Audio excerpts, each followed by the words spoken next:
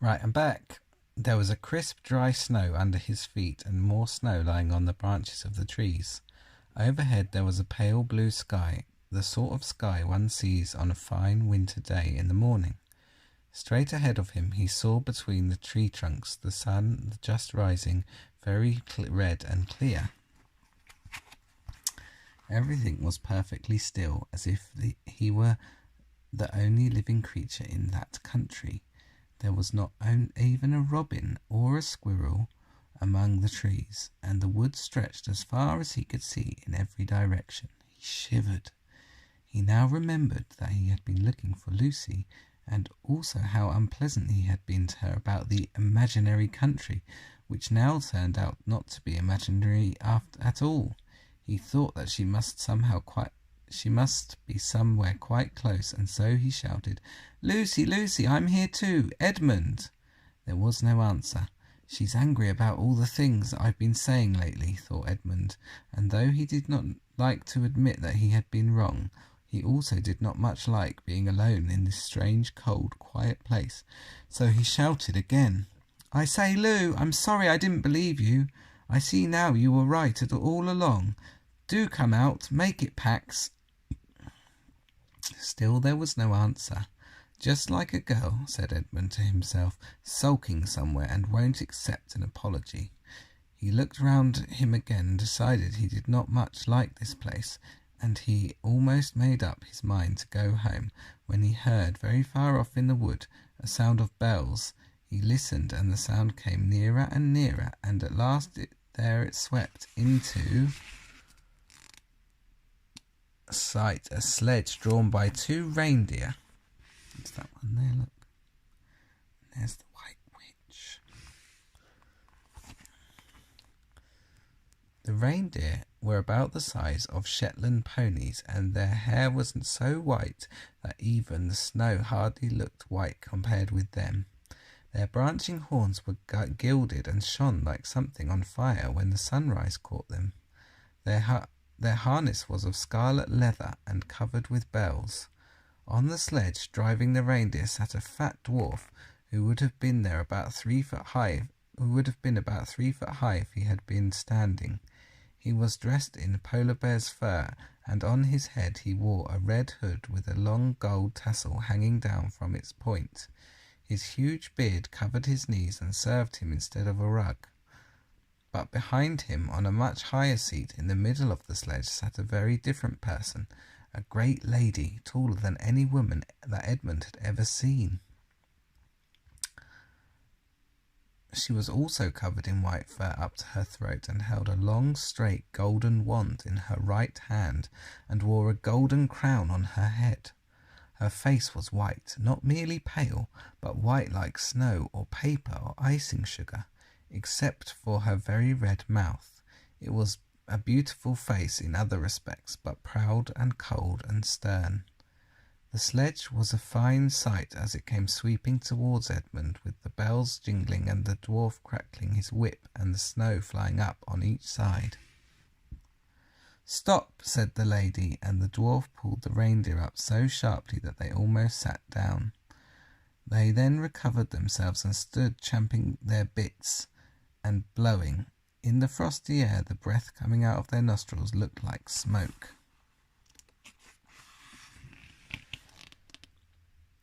"And what, pray, are you?" said the lady, looking hard at Edmund.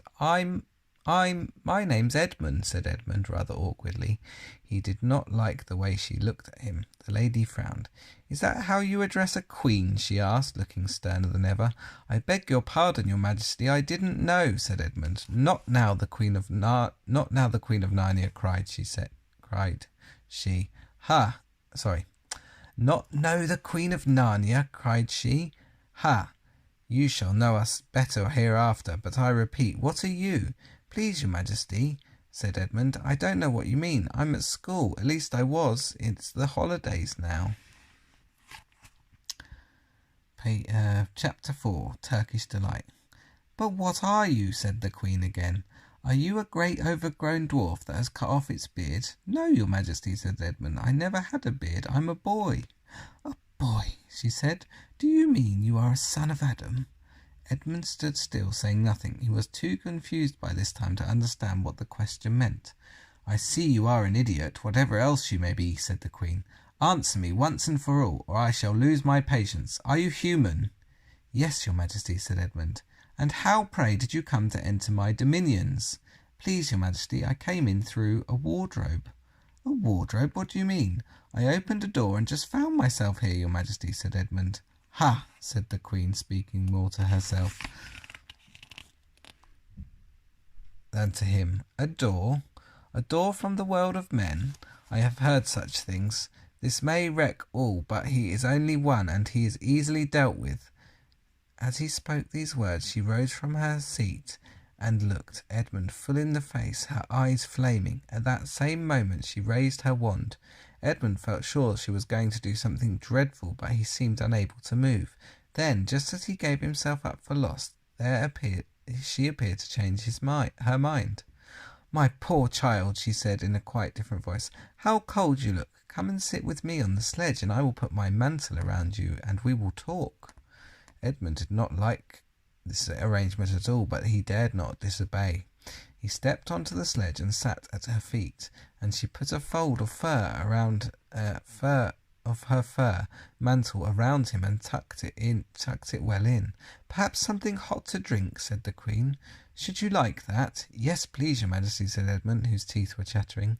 The Queen took from somewhere among her wrappings a very small bottle, which looked as if it was made of copper. Then, holding out her arm, she let one drop fall from it on the snow beside the sledge.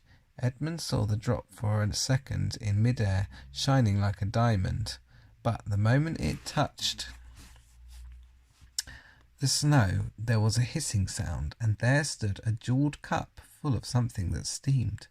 The dwarf immediately took this and handed it to Edmund with a bow and smile, not a very nice smile. Edmund felt much better as he began to sip the hot drink. It was something he had never tasted before, very sweet and foamy and creamy. It warmed him right down to his toes. There's the drink there. Looks yummy. "It is dull, son of Adam, to drink without eating," said the Queen presently. "What would you like best to eat?" "Turkish delight, please, your Majesty," said Edmund. The Queen let another drop fall from the bottle onto the snow, and instantly there appeared a round box tied with a green silk ribbon, which, when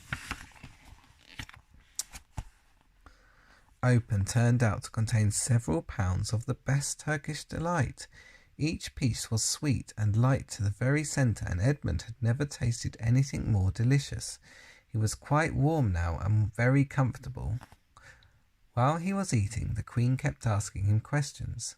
At first, Edmund tried to remember that it is rude to speak with one's mouth full, but soon he forgot about this and thought only of trying to shovel down as much Turkish delight as he could.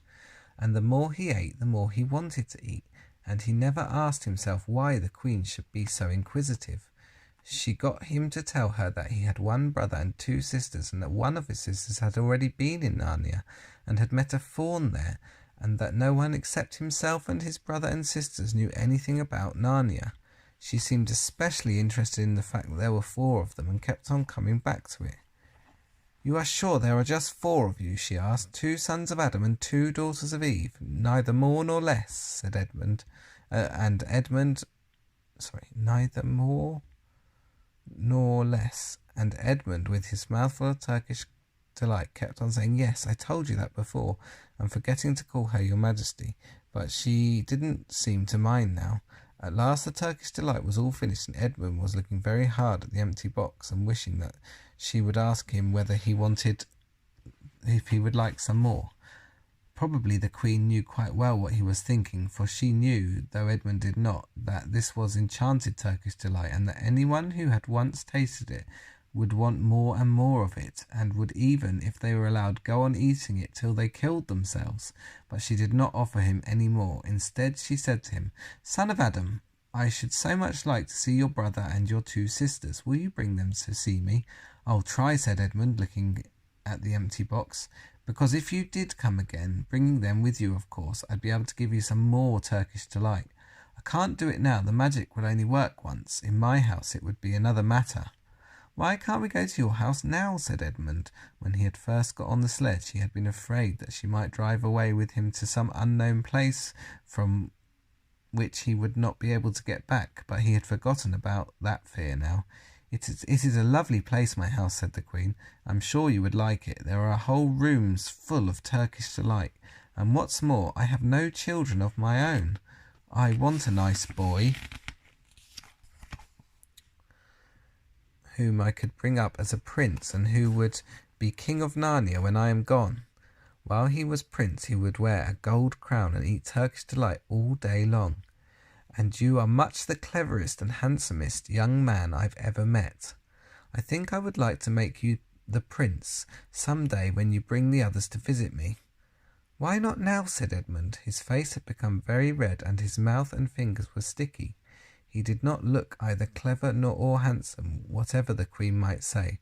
"Oh, but I took you there now," she said. "I shouldn't see your brother and sister. I much want to know your charming relations. You are to be the prince, and later on the king, that is understood. But you must have courtiers and nobles. I will make your brother a duke, and your sister duchesses." "There's nothing special about them," said Edmund, "and anyway, I could always bring them some other time." "Ah, but once you were in my home," said the Queen, "you might forget all about them. You would be enjoying yourself so much that you wouldn't want the bother of going to fetch them. No, you must go back to your own country now and come to me another day with them. You understand, it is not good coming without them." "But I don't even know the way back to my own country," pleaded Edmund. "That's easy," answered the Queen. "Do you see that lamp?" She pointed with her wand, and Edmund turned and saw the lamp post under which Lucy had met the fawn. "Straight on beyond that is the way to the world of men. And now look the other way." Here she pointed in the opposite direction, "and tell me if you can see two little hills rising above the trees." "I think I can," said Edmund. "Well, my house is between those two hills, so next time you come you have only to find the lamp-post and look for those two hills and walk through the wood till you reach my house. But remember, you must bring the others with you. I might have to be very angry with you if you come alone." "I'll do my best," said Edmund. "And by the way," said the Queen, "you needn't tell them about me. It would be fun to keep it a secret between us two, wouldn't it? Make it a surprise for them. Just bring them along to the two hills. A clever boy like you will easily think of some excuse for doing that. And when you come to my house, you could just say, 'Let's see who lives here,' or something like that. I am sure that would be best. If your sisters had met one of the fawns, she may have heard strange stories about me. Nasty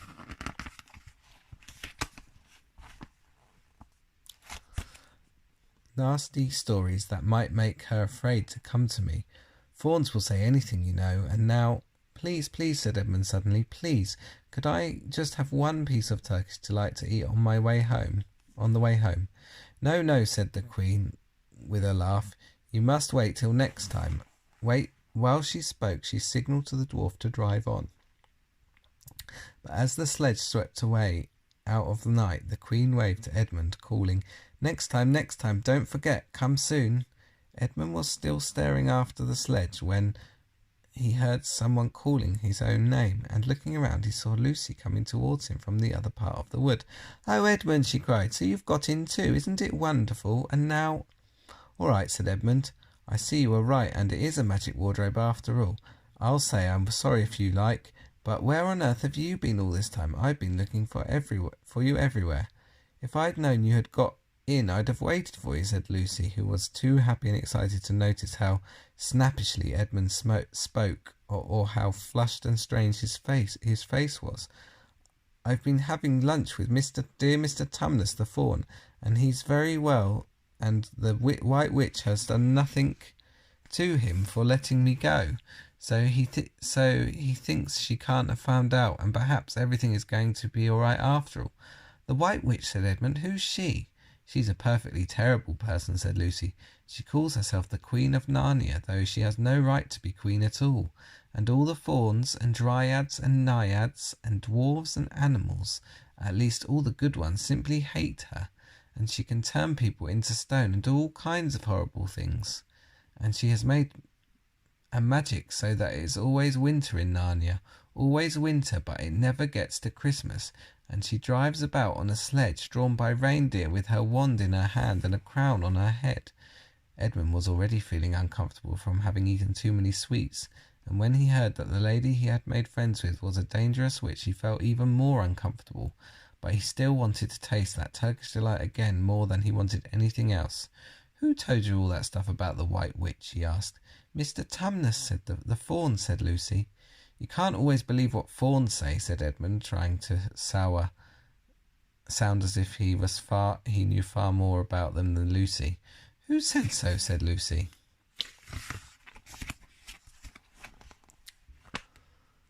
"Everyone knows it," said Edmund. "Ask anybody you like. But it's pretty poor sport standing here in the snow. Let's go home." "Yes, let's," said Lucy. "Oh, Edmund, I am glad you've got in too. The others will have to believe in Narnia now that we both of us have been there. What fun it will be." But Edmund secretly thought that it would not be as good fun for him as for her. He would have to admit that Lucy had been right before all the others, and he felt sure the others would all be on the side of the fauns and the animals. But he was already more than half on the side of the witch. He did not know what he would say or how he would keep his secret once they were all talking about Narnia. By this time they had walked a good way. Then suddenly they felt coats around them instead of branches, and the next moment they were both standing outside the wardrobe in the empty room. "I say," said Lucy, "you do look awful, Edmund. Do you feel unwell?" "I'm all right," said Edmund, but this was not true. He was feeling very sick. "Come on then," said Lucy, "let's find the others. What a lot of adventures we shall have now that we're all in it together." Okay, chapter 5. Back on this side of the door. Because the game of hide and seek was still going on, it took Edmund and Lucy some time to find the others. But when at last they were all together, which happened in the long room where the suit of armour was, Lucy burst out. "Peter, Susan, it's all true. Edmund has seen it too. There is a country you can get in through the wardrobe. Edmund and I both got in. We met one another in there in the wood. Go on, Edmund, tell them all about it." "What's this all about, Ed?" said Peter. And now we come to one of the nastiest things in this story. Up to that moment, Edmund had been feeling sick and sulky and annoyed with Lucy for being right, but he hadn't made up his mind what to do. When Peter suddenly asked him the question, he decided all at once to do the meanest and most spiteful thing he could think of. He decided to let Lucy down. "Tell us, Ed," said Susan, and Edmund gave a very superior look as if he was far older than Lucy. There was really only a year's difference. And then a little snigger and said, "Oh yes, Lucy and I have been playing, pretending that all her story about a country in the wardrobe is true. Just for fun, of course. There's nothing there, really." Poor Lucy gave Edmund one look and rushed out of the room. Edmund, who was becoming a nastier person every minute, thought that he had scored a great success and went on at once to say, "There she goes again. What's the matter with her? That's the worst of young kids. They always—" "Look here," said Peter, turning on him savagely. "Shut up. You've been perfectly beastly to Lou ever since she started this nonsense about the wardrobe, and now you go playing games with her about it and setting her off again. I believe you did it simply out of spite." "But it's all nonsense," said Edmund, very taken aback. "Of course it's all nonsense," said Peter. "That's just the point. Lou was perfectly all right when we left home, but since we've been down here, she seems to be either going queer in the head or else turning into a most frightful liar. But whichever it is, what good do you think you'll do by jeering and nagging at her one day and encouraging her the next?"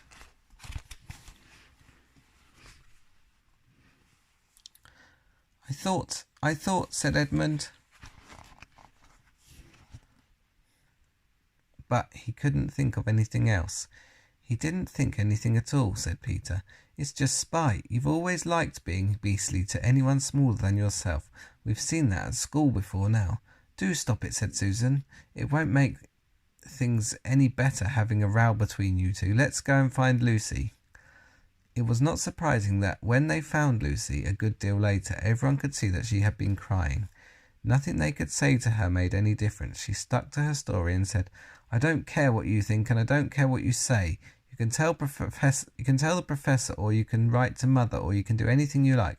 I know I've met a fawn in there, and I wish I'd stayed there, and you are all beasts, beasts." It was an unpleasant evening. Lucy was miserable, and Edmund was beginning to feel that his plan wasn't working as well as he had expected. The two older ones were really beginning to think that Lucy was out of her mind. They stood in the passage talking about it in whispers long after she had gone to bed. The result was the next morning they decided that they really would go and tell the whole thing to the professor. "He'll write to Father if he thinks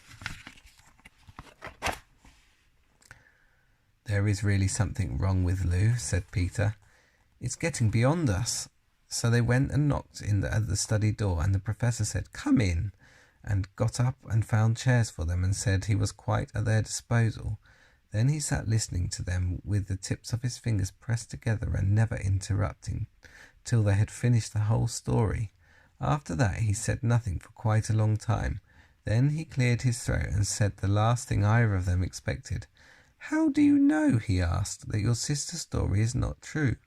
"Oh, but—" began Susan, and then stopped. Anyone could see from the old man's face that he was perfectly serious. Then Susan pulled herself together and said, "But Edmund said they had only been pretending." "That is a point," said the professor, "which certainly deserves consideration, very careful consideration. For instance, if you will excuse me for asking the question, does your experience lead you to regard your brother or your sister as the more reliable? I mean, which is the more truthful?" "That's just the funny thing about it, sir," said Peter. "Up till now, I'd have said Lucy every time." "And what do you think, my dear?" said the professor. There's the professor and there's Susan and Peter. "Well," said Susan, "in general I'd say the same as Peter, but this couldn't be true, all this about the wood and the fawn." "That is more than I know," said the professor, "and a charge of lying against someone whom you've always found truthful is a very serious thing indeed." "We were afraid it mightn't even be lying," said Susan. "We thought there might be something wrong with Lucy." "Madness, you mean," said the professor quite coolly. "Oh, you can make your minds easy about that. One only has to look at her and talk to her to see that she is not mad." "But then," said Susan, and stopped. She had never dreamed that a grown-up would talk like the professor and didn't know what to think. "Logic," said the professor half to himself. "Why don't they teach logic at these schools? There are only three possibilities. Either your sister is telling lies, or she is mad, or she is telling the truth. You know she doesn't tell lies, and it is obvious that she is not mad. For the moment, then, and unless any further evidence turns up, we must assume that she is telling the truth." Susan looked at him very hard and was quite sure from the expression on his face that he was not making fun of them. "But how could it be true, sir?" said Peter. "Why do you say that?" asked the professor. "Well, for one thing," said Peter, "if it was real, why doesn't everyone find this country every time they go to the wardrobe? I mean, there was nothing there when we looked. Even Lucy didn't pretend there was." "What has that to do with it?" said the professor. "Well, sir, if things are real, they are real all the time." "Are they?" said the professor, and Peter did not know quite what to say. "But there was no time," said Susan. "Lucy had no time to have gone anywhere, even if there was such a place. She came running after us the very moment we were out of the room. It was less than a minute, and she pretended to have been away for hours." "That is the very thing that makes her story so likely to be true," said the professor. "If there really is a door in the house that leads to some other world, and I should warn you that this is a very strange house, and even I know very little about it. If I say she had got into another world, I should not be at all surprised to find that the other world had a separate time of its own, so that however long you stayed there it would never take up any of our time. On the other hand, I don't think many girls of her age would invent that idea for themselves. If she had been pretending, she would have hidden for a reasonable time before coming out and telling her story." "But do you really mean, sir," said Peter, "that there could be other worlds all over the place, just around the corner like that?" Nothing is more probable, said the Professor, taking off his spectacles and beginning to polish them while he muttered to himself, I wonder what they do teach them at these schools. But what are we to do, said Susan. She felt that the conversation was beginning to get off the point. My dear young lady, said the Professor, suddenly looking up with a very sharp expression at both of them. There is one plan which no one has yet suggested, which is well worth trying. What's that? Said Susan. We might all try minding our own business, said he, and that was the end of the conversation. After this, things were a good deal better for Lucy. Peter saw to it that Edmund stopped jeering at her, and neither she nor anyone else felt inclined to talk about the wardrobe at all. It had become a rather alarming subject, and so for a time it looked as if all the adventures were coming to an end. But that was not to be. The house of the Professors, which even he knew so little about, was so old and famous that people from all over England used to come and ask permission to see over it. It was the sort of house that is mentioned in guidebooks and even in histories, and well it might be, for all manner of stories were told about it, some of them even stranger than the one I'm telling you now.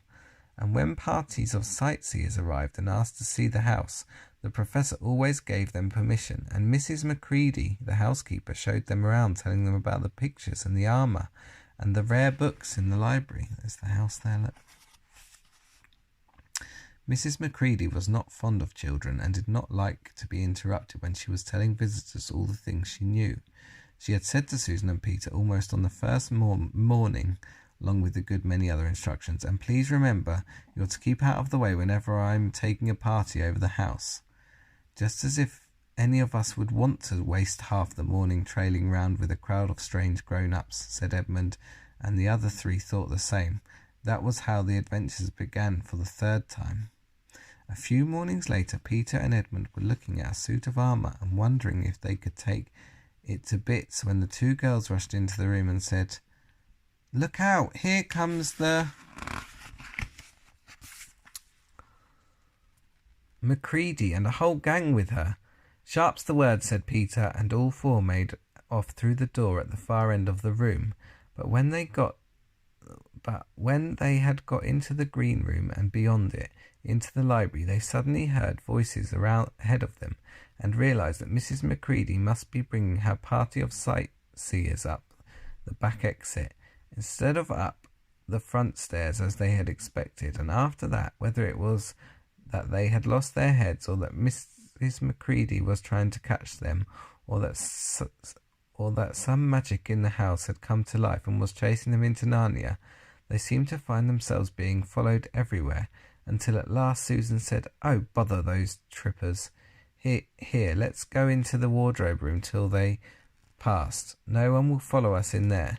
But the moment they were inside, they heard the voices in the passage, and then someone fumbling at the door, and then they saw the handle turning. Quick, said Peter, there's nowhere else, and flung open the wardrobe. All four of them bundled inside it and sat there, panting in the dark. Peter held the door closed, but did not shut it, for of course he remembered, as every sensible person does, that you should never shut yourself up in a wardrobe. Let's do one more chapter today. So this is chapter 6. It's called Into the Forest. I wish the Macready would hurry up and take all these people away, said Susan presently. I'm getting horribly cramped. What a filthy smell of camphor, said Edmund. I expect the pockets of these coats are full of it, said Susan, to keep away the moths. There's something sticking into my back, said Peter. And isn't it cold, said Susan. Now that you mention it, it is cold, said Peter, and hang it all, it's wet too. What's the matter with this place? I'm sitting on something wet. It's getting wetter every minute. He struggled to his feet. Let's get out, said Edmund. They've gone. Oh, said Susan suddenly, and everyone else asked her what was the matter. I'm sitting against a tree, said Susan, and look, it's getting light over there. By Jove, you're right, said Peter, and look there and there. It's trees all around, and this wet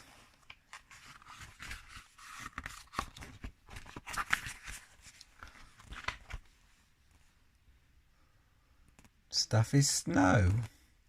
And I do believe we've got into Lucy's wood after all. And now there was no mistaking it, and all 4 children stood blinking in the daylight of a winter day. Behind them were coats hanging on pegs. In front of them were snow-covered trees. Peter turned at once to Lucy. "I apologise for not believing in you," he said. "I'm sorry. Will you shake hands?" "Of course," said Lucy, and she did. "And now," said Susan, "what do we do next?" "Do," said Peter. "Why, go and explore the wood, of course." "Ugh," said Susan, stamping her feet. "It's pretty cold. What about putting on some of these coats?" "They're not ours," said Peter, doubtfully. "I am sure nobody would mind," said Susan. "It isn't as if we wanted to take them out of the house. We shan't take them even out of the wardrobe." "I never thought of that, Sue," said Peter. "Of course, now you put it that way. I see. No one could say you had bagged a coat as long as you leave it in the wardrobe where you found it, and I suppose this whole country is the wardrobe." They immediately carried out Susan's very sensible plan. The coats were rather too big for them, so they came down to their heels, and looked more like royal robes than coats when they had put them on. But they all felt a good deal warmer, and each thought the others looked better in their new get-up and more suitable to the landscape. "We can pretend we are Arctic explorers," said Lucy. "This is going to be exciting enough without pretending," said Peter, as he began leading the way through the forward in the forest. There were heavy darkish clouds overhead, and it looked as if there might be more snow before night. "I say," began Edmund presently, "ought we be bearing a bit more to the left, that is, if we are aiming for the lamp-post?" He had forgotten for a moment that he must pretend never to have been in the wood before. The moment the words were out of his mouth, he realized that he had given himself away. Everyone stopped. Everyone stared at him. Peter whistled. "So you really were here," he said. "That time Lou said she'd met you in here, and you made out she was telling lies." There was a dead silence. Well, of all the poisonous little beasts," said Peter, and shrugged his shoulders and said no more. There seemed indeed no more to say, and presently the 4 resumed their journey. But Edmund was saying to himself, "I'll pay you all out for this, you pack of stuck-up, self-satisfied prigs."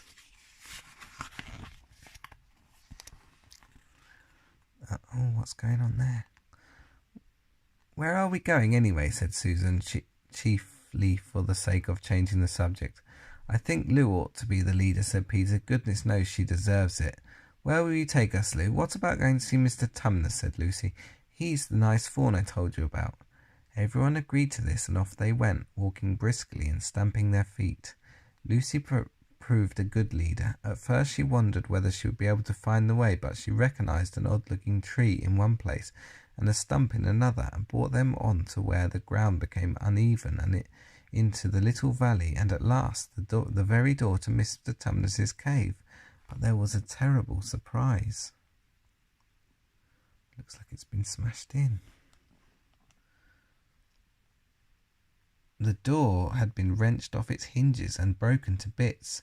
Inside the cave was dark and cold, and had the damp feel and smell of a place that had not been lived in for several days.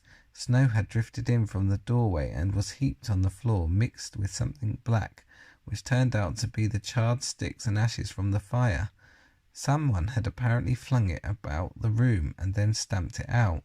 The crockery lay smashed on the floor, and the picture of the fawn's father had been slashed into shreds with a knife. "This is a pretty good washout," said Edmund. "Not much good coming here." "What is this?" said Peter, stooping down. He had just noticed a piece of paper which had been nailed through the carpet to the floor. "Is there anything written on it?" asked Susan. "Yes, I think there is," answered Peter, "but I can't read it in this light. Let's go out into the open air." They all went out into the daylight and crowded around Peter as he read out the following words. "The former occupier of this premises, the fawn Tumnus, is under arrest and awaiting his trial on a charge of high treason against Her Imperial Majesty Jadis, Queen of Narnia, Charlatan of Cair Paravel, Empress of the Lone Islands, etc., also of comforting Her said Majesty's enemies, harbouring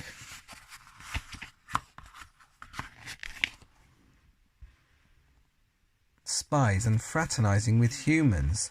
Signed Morgrim, captain of the secret police. Long live the Queen. The children stared at each other. I don't know that I'm going to like this place after all, said Susan. Who is the Queen, Lou, said Peter. Do you know anything about her? She isn't a real queen at all, answered Lucy. She's a horrible witch, the White Witch. Everyone, all the wood people hate her. She has made an enchantment over the whole country so that it's always winter here and never Christmas. I wonder if there's any point in going on, said Susan. I mean, it doesn't seem particularly safe here, and it looks as if it won't be much fun either. And it's getting colder every minute, and we've bought nothing to eat. What about just going home? Oh, but we can't, said Lucy suddenly.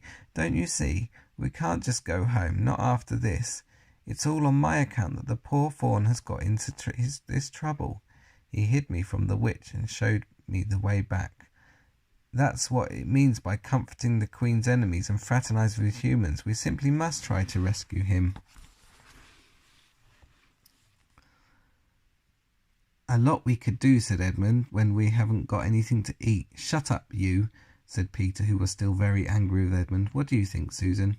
I've a horrid feeling that Lou is right, said Susan. I don't want to go a step further, and I wish we'd never come, but I think we must try to do something for whatever his name is. I mean, the fawn. That's what I feel too, said Peter. I'm worried about having no food with us. I'd vote for going back and getting something from the larder, only there doesn't seem to be any certainty of getting into this country again when once you've gone out of it. I think we'll have to go on. So do I, said both the girls. If only we knew where the poor chap was in prison, said Peter. They were all still wondering what to do next when Lucy said, Look, there's a robin with such a red breast. It's the first bird I've seen here. I say, I wonder, can birds talk in Narnia? It almost looks as if it wanted to say something to us. Then she turned to the robin and said, Please, can you tell us where Tumnus the fawn has been taken to? As she said this, she took a step toward the bird. It at once flew away, but only as far as the next tree. There it perched and looked at them very hard. I wonder if there's robins in Japan. I think there probably is. I know there's lots of Suzume-sons. And then I remember Suzume-san had a good story, Shitakiri Suzume. I used to love that story when I was studying Japanese at university. I hope you like it too. As if it understood that they had all been saying, almost without noticing that they had done so, the four children went a step or two nearer to it. At this, the robin flew away again to the next tree, and once more looked at them very hard. You can't have found a robin with a redder chest or brighter eye. Do you know, said Lucy, I really believe he means us to follow him. I've an idea he does, said Susan. What do you think, Peter? Well, we might as well try it, answered Peter. The robin appeared to understand the matter thoroughly. It kept going from tree to tree, always a few yards ahead of them, but it was always so near that they could easily follow it. In this way it led them on slightly downhill. Wherever the robin alighted, a little shower of snow would fall off the branch. Presently the clouds parted overhead, and the winter sun came out, and the snow all around them grew dazzlingly bright. They had been travelling in this way for about half an hour, with the two girls in front, when Edmund said to Peter, If you're not still too high and mighty to talk to me, I've something to say which you'd better listen to. What is it? Asked Peter. Hush, not so loud, said Edmund. There's no good frightening the girls, but have you realised what we're doing? What? Said Peter, lowering his voice to whisper. We're following a guide we know nothing about. How do we know which side that bird is on? Why shouldn't it be leading us into a trap? That's a nasty idea. Still, a robin, you know. They're good birds in all stories I've ever read. I'm sure a robin wouldn't be on the wrong side. If it comes to that, which is the right side? How do we know that the fawns are in the right and the Queen, yes, I know we've been told she's a witch, is in the wrong? We don't really know anything about either.